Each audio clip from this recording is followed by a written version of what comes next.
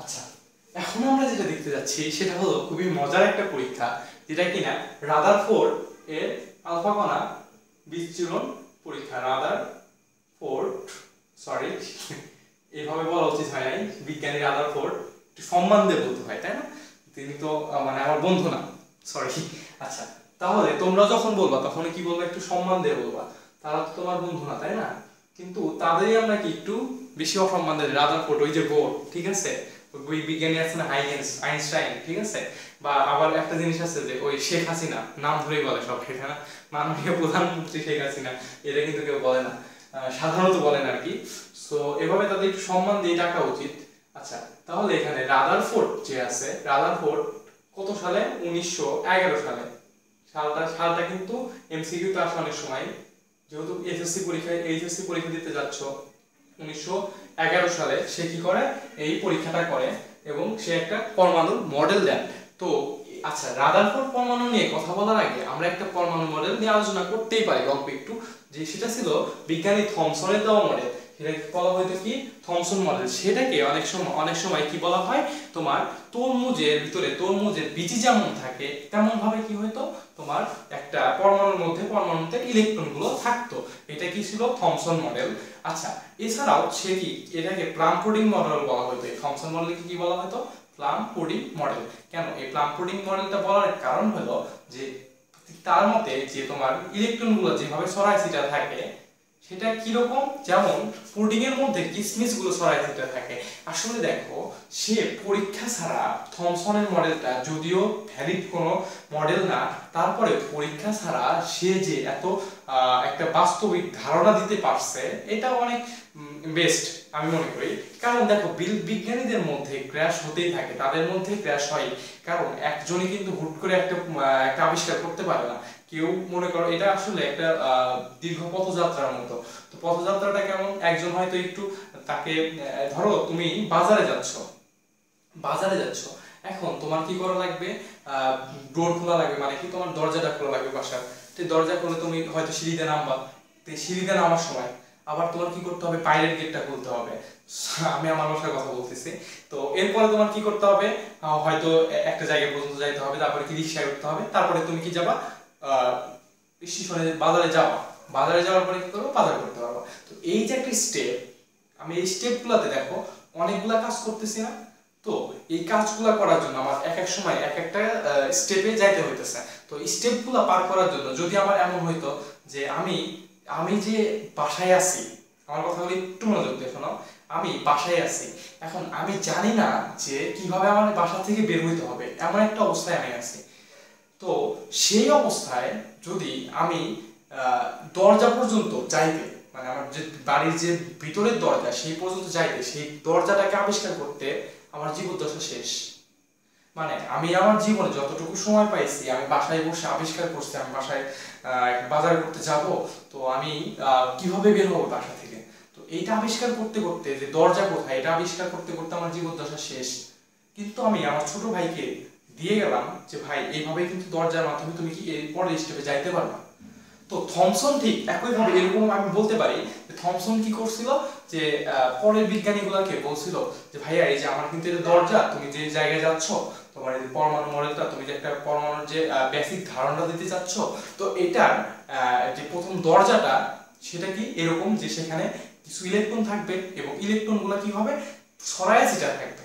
দেখো তারপরে কি করলো, ধরো আমি আমার ছোট ভাইকে বলে গেলাম, আমি গেছি, মানে ওই জায়গায় আর কি, যে জায়গায় গেলে আর ফিরে আসে না মানুষ, তো সেই জায়গায় গেছে। এখন পরে আমার ছোট ভাই কি করলো, সে হয়তো তোমার বাড়ির সিঁড়ি পর্যন্ত দেখালো, এরপরে তোমার হয়তো রাদারফোর্ড আসলো, এরপর হয়তো বোর আসে কি রিক্সা নিয়ে গেল, এরপরে তোমার আসলে বড় সমারফিল্ড, সে হয়তো বাজার স্টেশন পর্যন্ত আমাকে পৌঁছায় দিল, বা তোমার বাজার পর্যন্ত তোমাকে পৌঁছায় দিল। এইভাবে ধাপে ধাপে কি হয়েছে, এই তোমার পরমাণু মডেলটা আসতেছে। যদিও এটা আসলে তেমন একটা যৌক্তিক না আমার উদাহরণটা, তারপরেও এটা দিয়ে একটুখানি বোঝা যায় যে আসলে তাদের পথযাত্রাটা কেমন। তো এইখান থেকে আমরা আজকে রাদারফোর্ডের যে পরমাণু মডেলটা আছে সেটা নিয়ে একটু আলোচনা করব। তো থমসনের মডেলটা যা ছিল সেটা হলো, আমি সবসময় থমসনকে আমি মানে একটা বিশেষ মন থেকে একটা মানে তাকে ভালো লাগে, আমার প্রশংসার লাগে রাদারফোর্ডের চাইতেও, কেন জানি না, কিন্তু এইটার একটা আমি কারণ দেখি এরকম যে রাদারফোর্ড একটা পরীক্ষালব্ধ ফলাফল, মানে পরীক্ষার মাধ্যমে সে বুঝতে পারছে যে ইলেকট্রনগুলো আছে, ছড়ায় ছিটায় আছে, বা একটা ধারণা নিতে পারছে। আর থমসন যে কিনা খুব বেশি পরীক্ষাও করে নাই, সে কিন্তু বলে দিছে যে ইলেকট্রনগুলো ছড়ায় ছিটায় আছে। আমরা যদি এক্সাক্ট, তোমরা 9 10 এও পড়েছো, ইন্টারে পড়তেছো, যে ইলেকট্রনগুলো আসলে কিন্তু ছড়ায় ছিটায় থাকে। দেখো একটা ক্লোরিনের ইলেকট্রন দেখো শক্তি স্তরে ছড়ায় ছিটায় থাকে, কিন্তু এই যে এখানে থাকে দুইটা। তখন ক্লোরিনের ক্ষেত্রে কি হয়, এখানে একটা এখানে একটা, তারপর পরেরটাতে 8টা, তারপর এটাতে 7টা। তো এই অংশটুকু যদি তুমি ধরো, এটা যদি তোমার একটা পুডিং এর বাতি হয়, তাহলে এগুলো তোমার এখানে একটা কিসমিস, এখানে একটা কিসমিস, এরকম কিসমিস গুলো কিন্তু ছড়ায় ছিটায় আছে। তার মানে কিসমিস যেহেতু আমার একটা উপমা ছিল, উপমার বদলে কি ইলেকট্রন গুলো কিন্তু ঠিক একই ভাবে ছড়ায় ছিটায় আছে। তাহলে থমসন কিন্তু ঠিক একই কথা বলতে চাইছেন, কিন্তু সে আসলে বলতে পারেন না যে একটা শক্তি স্তরে থাকে বা এত দূরে থাকে, তার গতিটা এমন, তার বেগটা এমন, ইলেকট্রনটা থাকে সে এতবার, এই একটা কক্ষপথ, তার কক্ষপথের ব্যাসার্ধটা এমন, এই সমস্ত কিছু সে বলতে পারে নাই। কিন্তু তিনি কিন্তু একটা বেসিক ধারণা দিয়ে গেছে, এই আমার পুডিং এর বাটি, তো এই বাটিতে কিসমিসগুলো যেখানে আছে সেগুলাই কি ইলেকট্রনের অবস্থান। পুডিং এর বাটিতে যেমন চারপাশে ছড়ায় ছিটায় ইলেকট্রন, পুডিং এর বাটিতে কি থাকবে, ইলেকট্রন না কিন্তু কিসমিস থাকবে, সরি। আচ্ছা, তো এইভাবে এইটুকু যদি আমার তোমার কি হইতো, পুডিং এর বাটি, তাহলে এখানে কি হইতো, এখানে একটা ইলেকট্রন থাকতো, এরকম ইলেকট্রনগুলো ছড়ায় ছিটায় থাকতো। তো ক্লোরিনের যদি এটা একটা হয়, এখানে আমরা দেখলাম 2টা, তারপরে হলো 8টা, তারপরে হলো 7টা, দেখা যাচ্ছে অনেকটা ছড়ায় ছিটার মতোই। আমি যদি একটু এঁকে দেখাতে চাই, দেখো 2, তারপরে ধরো, তারপরে 1 2 1 2 1 2 7। দেখো এইগুলো অনেকটা পুডিং এর বাটির মধ্যে যদি কিসমিস ছড়ায় ছিটা থাকতো তাহলে এরকম দেখা যেত না। তাহলে দেখো তার যে ধারণাটা ছিল সেটা কিন্তু পুরোপুরি তোমার অনেকটাই বোর পরমাণু মডেলের সাথে মিলে যায়। আচ্ছা, এখন আমরা কথা না বাড়াই, থমসন মডেল মোটামুটি এরকম একটা ধারণা দেয় আমাদের। তো সেখান থেকে কিছু তোমার ধারণা নিয়ে কি রাদারফোর্ড একটু এক ধাপ এগিয়ে গেল, মানে সে কি করলো, সিঁড়িটা নামলো। এখন সিঁড়ি নেমে সে কি বাইরের গেটটা খুলবে, তো বাইরের গেটটা খোলার জন্য সে কি করলো, কিছু পরীক্ষা করলো যে আসলে এই যে সিঁড়ি দিয়ে আমি নামবো, এই সিঁড়ি দিয়ে নামার সময় আমি আসলে কোনো বিপদ হবে কিনা, মানে নামতে পারবো কিনা, এই সমস্ত কিছু সে একটু পরীক্ষার মাধ্যমে দেখলো। এখন তার পরীক্ষাটা তো ছিল আসলে সিঁড়ি নামা না, তার পরীক্ষা ছিল আসলে পরমাণু মডেলটা কেমন সেটা। আচ্ছা, তো পরমাণু মডেলটা পরীক্ষা করার জন্য সে কি করলো, একটা সেটআপ নিল। সেটআপটা এমন, সে কি আলফা কণা। আলফা কণা জিনিসটা কি, আলফা কণা জিনিসটা একটা হিলিয়ামের নিউক্লিয়াস। অনেকে কিন্তু আলফা কণাকে বলে হিলিয়াম, আসলে কিন্তু হিলিয়াম না, কিন্তু হিলিয়াম নিউক্লিয়াস। তাহলে এটা কি ছিল, 4 × 2 প্লাস। হিলিয়াম পরমাণু যখন দুইটা ইলেকট্রন ত্যাগ করে, দুইটা ইলেকট্রন ত্যাগ করার পরে তার মধ্যে কি কোনো ইলেকট্রন থাকে, হিলিয়ামের মধ্যে দেখো হিলিয়ামের পারমাণবিক সংখ্যা 2, তাহলে তার প্রোটন সংখ্যা 2, তার ইলেকট্রন সংখ্যা কত হওয়া উচিত ছিল 2। 2 প্লাস মানে কি, 2 মাইনাস 2 মানে কি 0, তার মধ্যে কোনো ইলেকট্রন নাই। এই জন্য দেখো একটা জিনিসের মধ্যে ইলেকট্রন নাই, ইলেকট্রনই থাকে কিন্তু বাইরে, আর মাঝখানে যেটা থাকে সেটাকে আমরা কি বলি, প্রোটন সংখ্যা নিউট্রন সংখ্যা যে থাকে সেগুলোকে আমরা কি বলি, আসলে নিউক্লিয়াস। এই জন্য এটাকে বলা হয় কি, হিলিয়াম নিউক্লিয়াস। হিলিয়াম না কিন্তু, তাহলে তোমার আলফা কণা কি একটা হিলিয়াম নিউক্লিয়াস। তাহলে এই আলফা কণাটা কেমন হতে পারে, এই এরকম যে 4 2 2 প্লাস, এটা কি একটা হিলিয়াম নিউক্লিয়াস বা আলফা কণা। এই আলফা কণাটাকে সে কি করে, একটা সোনার পাত, সোনার পাত যার তোমার 10⁻⁻⁷ এই এটার উপরে তোমার কি করে, নিক্ষেপ করে। তো খুবই পাতলা একটা সোনার পাত এখানে তোমার নিক্ষেপ করার পরে দেখো আলফা কণাগুলো যখন সে নিক্ষেপ করে, ধরো এই একটা দাগ দিলাম, এখান থেকে ধরো সে আলফা কণাগুলো নিক্ষেপ করতেছিল। এখন আলফা কণা যখন সে নিক্ষেপ করে, দেখে তার বেশিরভাগ আলফা কণা কি হয়, যেমন সে নিক্ষেপ করে তেমনই চলে যায়। যেভাবে সে নিক্ষেপ করতেছে সেইভাবেই কি বেশিরভাগ গুলো চলে যাচ্ছে। বেশিরভাগ আলফা কণাই কি সরাসরি চলে যায়। এবং আমি আগেই বলছি দেখো জিঙ্ক সালফাইডের পর্দা ব্যবহার করছে কেন, কারণ জিঙ্ক সালফাইডের পর্দা কি করতে পারে, প্রতিপ্রভা সৃষ্টি করতে পারে।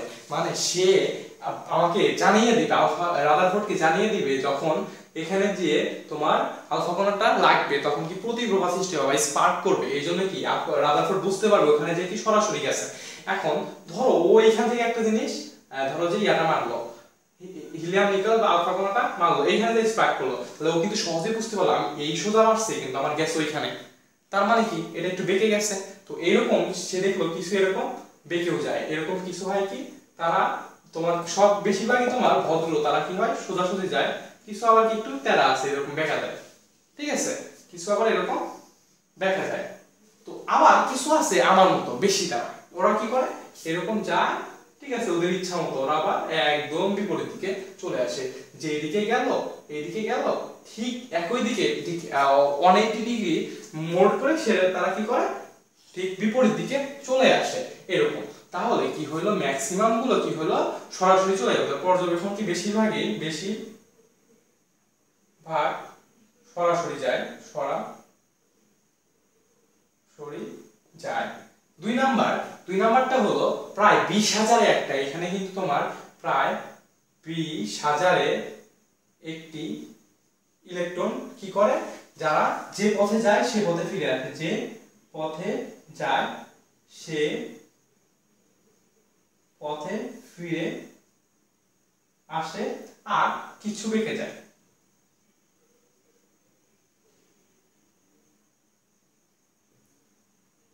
আচ্ছা, তাহলে পর্যবেক্ষণটা কি ছিল, বেশিরভাগ সরাসরি যায়, 20,000 একটি ইলেকট্রন কি হয় যে পথে যায় সে পথে ফিরে আসে আর তোমার কিছু বেঁকে যায়। এটা কি ছিল, রাদারফোর্ডের একটা পর্যবেক্ষণ। এখন এই যে রাদারফোর্ডের পর্যবেক্ষণটা আছে, এটা নিয়ে তোমার পর্যবেক্ষণ থেকে সে কিছু সিদ্ধান্তে উপনীত হয়। এখন তার সিদ্ধান্তগুলো আমরা একটু পরে জানবো।